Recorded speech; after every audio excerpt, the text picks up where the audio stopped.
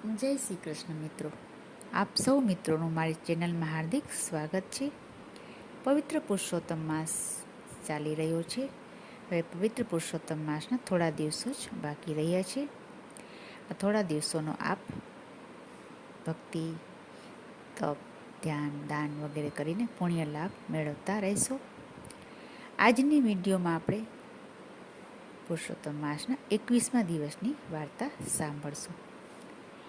મિત્રો, જે ભોળા હૃદયના માનવી હોય છે તેને ઈશ્વરનું નામ કોઈ પણ સ્વરૂપે લે અથવા કોઈ પણ નામથી તેને પોકારે, કોઈ પણ નામથી તે ઈશ્વરનો જાપ કરે તો પણ તેનું ફળ તેને અવશ્ય મળે જ છે. ભગવાન તો લોકોના હૃદયના ભાવ જોવે છે. જ્યારે મનમાં કપટ હોય, સ્વાર્થ હોય, ત્યારે વ્યક્તિ ગમે તેટલા તીર્થ કરે, જાપ કરે તો તેને ફળ મળવા જોઈએ તેટલું મળતું નથી. એટલે કહેવાય છે ને કે ભોળાનો ભગવાન. આવી જ કંઈક વાર્તામાં આ સંદેશ આપેલો છે. ચાલો સાંભળીએ. વાર્તાનું નામ છે લક્ષ્મી વર્કે લપસિંદર. એક ગામ હતું. તે ગામમાં એક ભાણો ભરવાડ રહેતો હતો. આ ભાણો ભરવાડ ખૂબ ભોળા સ્વભાવનો હતો. તે ખેતી કરતો, ગાયો ચારે અને બંને ધણી ધણિયાણી આનંદમાં દિવસો પસાર કરે. હવે એવામાં પવિત્ર પુરુષોત્તમ માસ આવ્યો. ભાણો નદી કાંઠે બગલમાં ડાંગ ટેકવી ઊભો હતો. બધા નદીમાં નાય, ધોવે, કથા વાર્તા કરે તે એ જોયા કરે. હવે બન્યું એવું કે એક દિવસ એની દ્રષ્ટિ પોતાના ગોર મહારાજ ઉપર પડી. ગોર તો નદીમાં કેળસમાં પાણીમાં ઊભેલા હતા.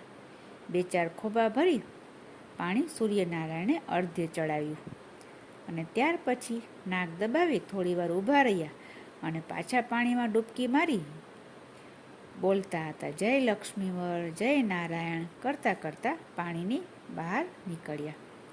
હવે આ બધું દ્રશ્ય ભરવાડ ચૂપચાપ જોયા કરતો હતો. જ્યારે ગોર મહારાજ નાહી ધોઈ બહાર નીકળ્યા એટલે ભાણાએ જય ગોર મહારાજ કહી ઊભા રાખ્યા અને ભાણો ભરવાડ તો હાથ જોડીને કહેવા માંડ્યો, મહારાજ ઊભા રહો, મારે તમારું થોડું કામ છે, તમે મારા ખેતરે આવો ને. ગોર મહારાજ તો ભાણાના ખેતરે ગયા. ત્યારે પાસે બેસી ભાણાએ પૂછ્યું, મહારાજ મને સાચું કહેજો, તમે નદીમાં નાક દબાવીને શું કરતા હતા? કેમ કે આ ભરવાડ ખૂબ ભોળો સ્વભાવનો હતો. તેને આ પૂજાપાઠના કે વિધિ વિધાન કંઈ જ ખબર હતી નહીં. દિલનો ખૂબ જ નિશ્ચલ સ્વભાવનો હતો. તે ગોર મહારાજ કરે, અરે ભાણા, એ તો હું ભગવાનનું નામ લેતો હતો, શ્વાસ રોકીને પ્રાણાયામ કરતો હતો. ભલા આ ભોળા ભરવાડને પ્રાણાયામ એટલે શું એ પણ ખબર હતી નહીં. હવે ભાણાનું તો કુતૂહલ વધ્યું. તેણે કહ્યું, ત્યારે મને કાંઈક તો એવું શીખવાડો કે જેથી મને પણ ભગવાન મળે અને આ કાયાનું કલ્યાણ થઈ જાય. ભાણાની વાત સાંભળી ગોર મહારાજ બોલ્યા, ભાઈ, એક જન્મમાં તો તને ભગવાન ન મળે, એ તો અનેક જન્મોનું તપ હોય ત્યારે દર્શન આપે. ગોરની મતિ તો મૂંઝાવા લાગી કે હવે ભરવાડને કહેવું શું? પણ ભરવાડ હતો તો હઠ લીધી. તે તો કોઈ વાતે ગોર મહારાજને મૂકે જ નહીં. ભરવાડ કહે, મહારાજ મને કાંઈક તો શીખવાડીને જાઓ. પુરુષોત્તમ માસ જેવો પાવન મહિનો અને હું કાંઈ ન કરું જપ તપ તો એ કેમ ચાલે? મહારાજ બોલ્યા, ભાઈ પુરુષોત્તમ પુરુષોત્તમ તું બોલજે. ભાણો કહે, એ તો મને નહીં આવડે. તો કહે, તું નમ વાસુદેવાય એમ બોલજે. તો ભરવાડ કહે, એ પણ મને બોલતા નહીં ફાવે. મહારાજ કહે, તો પછી તું લક્ષ્મી નારાયણ લક્ષ્મી નારાયણ એવા જાપ કરજે.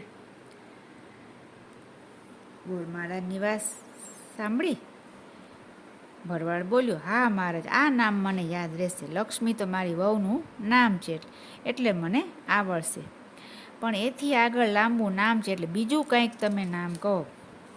આમ કરીને ભરવાડે તો હઠ પકડી હતી.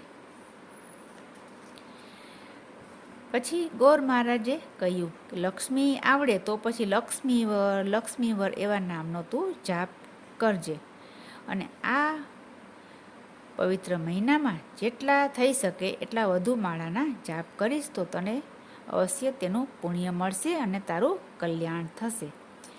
એમ કહી ગોર મહારાજ તો ચાલતા થઈ ગયા. હવે ગોર મહારાજના ગયા પછી ભરવાડે તો એક દોરી લીધી અને તેને ગાંઠો વાળી અને તેની માળા બનાવી, અને કૂવાની પાસે પીપળાનું ઝાડ હતું. તે પીપળાની નીચે જઈ તે આસન જમાવીને બેસી ગયો અને લક્ષ્મીવર બોલતા બોલતા માળાની ગાંઠો ફેરવવા લાગ્યો.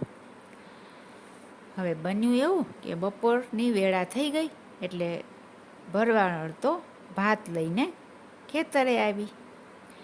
ભાણાને જોતા જ એ તો આશ્ચર્યમાં ડૂબી ગઈ. તે બોલી, આ શું વળી? તમને વળી આ લપ કોણે વળગાડી? આ કામ ધંધો મૂકીને આ લપમાં તમે પડ્યા છો? આ લ્યો ખાઈ લ્યો. ભરવાડે આંખો ખોલીને કહ્યું, તું તારે ભાત મૂકીને ભલી થઈને ઘરે જા. ભાણાની વાત સાંભળી ભરવાડાને બોલી, પણ આ વળી નવાઈનું ભૂત ક્યાંથી વળગ્યું? આ લપસી માંડી છે તમે. પણ ભાણાએ કશું જ બોલ્યા વગર ડાંગ પર હાથ લંબાવ્યો. આ જોઈને ભરવાડ તો ઊભી થઈ ગઈ અને આ મૂક્યું ભાત, તમારે ખાવું હોય તો ખાજો એમ કહી રીસ ચડાવીને ચાલતી થઈ ગઈ. હવે આ ભરવાડ તો ભોળો ભાણો. ભરવાડની ભાંજગણમાં લક્ષ્મીવર શબ્દ તે ભૂલી ગયો અને ભરવાડણ 2-4 વખત લપ લપ બોલતી હતી, તેથી તે લપ શબ્દ તે ભરવાડના મનમાં ઘૂંટાઈ ગયો. હવે ભરવાડે તો લક્ષ્મીવરને બદલે લપસિંદર નામનો જાપ કરવા માંડ્યો. મિત્રો, પ્રભુને તો કોઈ પણ નામથી ભજો, પણ હૃદયમાં ભાવ સચ્ચા હોવા જોઈએ. એવી રીતે આ ભોળો ભરવાડ લક્ષ્મીવરની જગ્યાએ લપસિંદર નામનો જાપ શ્રદ્ધાથી કરવા માંડ્યો. આમને આમ 1 દિવસ થયા, 2 દિવસ થયા, 3 દિવસ થયા, છતાં ભરવાડ તો ન ખાય ન પીવે, બસ તેને તો એક જ ધૂન લપસિંદર કહીને જાપ કર્યા જ કરે. ભાણાને પુરુષોત્તમ માસના અન્ન પાણી વિનાના નકોરડા 3 ઉપવાસ આમને આમ થઈ ગયા, અને તે પણ પવિત્ર પીપળાના ઝાડ નીચે. હવે આ બાજુ વૈકુંઠમાં ભગવાનને ચિંતા થઈ અને લક્ષ્મીજીને ત્યાંથી ભાણો ભરવાડ બતાવ્યો. વૈકુંઠમાંથી લક્ષ્મીજીએ જોયું તો ભાણો લપસિંદર નામનો જાપ કરતો હતો. લક્ષ્મીજીએ તો ભગવાનને ટોણો માર્યો, કહ્યું, પ્રભુ, આ 1001મું નામ તમે ક્યારે પાડ્યું? લપસિંદર નામ તો બહુ સરસ છે. આમ કહીને તેની મસ્કરી કરી. લક્ષ્મીજી, શબ્દના અર્થને જોવો ઠીક નથી. ભગવાને કહ્યું, એમાં રહેલો પરમ અર્થ તમારે જોવો જોઈએ. તમે જાણો છો કે આ ધૂનમાં આજે તેને નિર્જળા ઉપવાસના 3 દિવસ પૂરા થઈ ગયા. હવે તો મારે ત્યાં જવું જ પડશે અને દર્શન દેવા જ પડશે. આમ કહી ભગવાન લક્ષ્મીજી સાથે ગરુડ પર સવાર થઈને ભરવાડના ખેતરે આવ્યા. લક્ષ્મીજી ગરુડ પર સવાર થઈ ભરવાડ પાસે ગયા અને ભગવાન સાદા વેશે ઝાડ પાસે બેઠા. લપસિંદર નામનો જાપ જપતા જપતા ભરવાડને તેમણે બૂમ પાડી. લક્ષ્મીજીએ કહ્યું, ભાઈઓ, આંખો ઉઘાડ, ભગવાન આવ્યા છે. ભાણાએ તો આનંદમાં આવીને આંખો ઉઘાડી. જુએ છે તો એક સ્ત્રી સામે ઊભેલી હતી. તેને જોઈને તેને તો ડાંગ ઉઠાવી અને કહ્યું, અરે જા નવરી, અહીં ભજનમાં મને ભંગ પડાવવા આવી છે. લક્ષ્મીજી કહે, ના રે ભાઈ, જો પેલા ભગવાન બેઠા છે. ભરવાડે જોયું તો કોક માણસ વેગળે ઝાડ નીચે બેઠેલો તે જોઈને ફરીથી ભરવાડે ડાંગ હાથમાં લીધી અને કહ્યું, અરે તું મારી ઠેકડી ઉડાવે છે? એ તો માણસ છે. હમણાં હું બેયના હાડકા ખોખરા કરી નાખીશ, કહીને તે તો ઉઠ્યો ડાંગ લઈને. ભરવાડને જોઈ લક્ષ્મીજી તો ગભરાઈ ગયા અને ભગવાનની સોળમાં જઈને બેસી ગયા. ભગવાને ભાણાને ડાંગ લઈને ધસી આવેલા જોઈ કહ્યું, અરે ભાઈ, તું જરાક ધીરજ રાખ અને થોડો ધીરો પડ. જેના તારે દર્શન કરવા છે એ ભગવાન તો હું જ છું અને તારી સામે ઊભો છું. પણ ભરવાડનું કાંઈ ધ્યાન બેઠું નહીં. તે બોલ્યો, તો તમે ઊભા રહો, હું મારા ગોર મહારાજને બોલાવું. તે તમને ઓળખશે. તમે જો ભગવાન હો તો હું ક્યાં તમને ઓળખું છું. કેમ કે ભોળા ભરવાડને તો બીજી કંઈ ખાસ ખબર હતી નહીં. તે ખાલી પ્રભુના નામનો શ્રદ્ધાથી જાપ કરતો હતો. આમ કહી તેણે તો એક જાડી રાસ લીધી અને ભાણાએ ભગવાનને ઝાડ સાથે બરાબર તાણીને બાંધી દીધા. ભરવાડના મનમાં એમ કે જો રેઢા મૂકીશ તો આ ક્યાંક ભાગી જશે. ત્યાર પછી એ તો સીધો પોતાના ગોર મહારાજના ઘરે ગયો અને તેમને બોલાવી લાવ્યો. ગોર મહારાજ આવ્યા ત્યારે ભરવાડે કહ્યું, જુઓ મહારાજ, બરાબરથી ધ્યાનથી જુઓ, આ જ ભગવાન છે કે કોઈ મને ભગવાનના નામે છેતરવા આવ્યું છે? પણ ભગવાન કંઈ એમ થોડા બધાને દર્શન આપે. તેથી ભગવાન તો અદૃશ્ય હતા.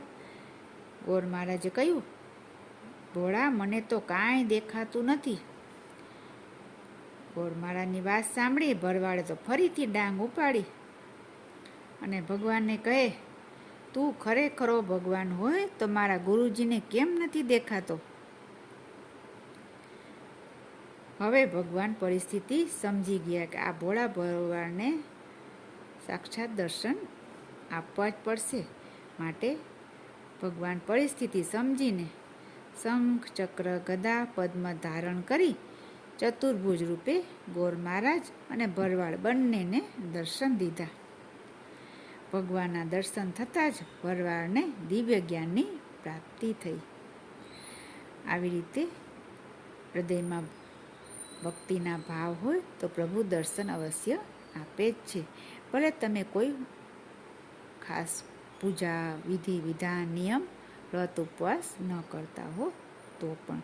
એટલે જ કહેવાય છે ભોળાના ભગવાન. આમ ગોર મહારાજ અને ભરવાડ બંને ભગવાનના ચરણોમાં સાષ્ટાંગ નમી પડ્યા. અંતે પૂર્ણ પુરુષોત્તમ ભગવાને ભરવાડની શ્રદ્ધાને લીધે તેને પણ દર્શન દીધા અને ગોર મહારાજને પણ દર્શન દીધા અને બંનેનો વૈકુંઠમાં વાસ થયો. તો આવી છે પુરુષોત્તમ પ્રભુની કૃપા. આશા રાખું છું આપને વિડીયો સારી લાગી હશે. વિડીયો સારી લાગી હોય તો લાઈક કરશો, શેર કરશો અને ચેનલને સબસ્ક્રાઈબ કરવાનું ભૂલશો નહીં. ફરીથી મળીશું બીજી વિડીયોમાં. ત્યાં સુધી જય શ્રી કૃષ્ણ, જય પુરુષોત્તમ ભગવાન.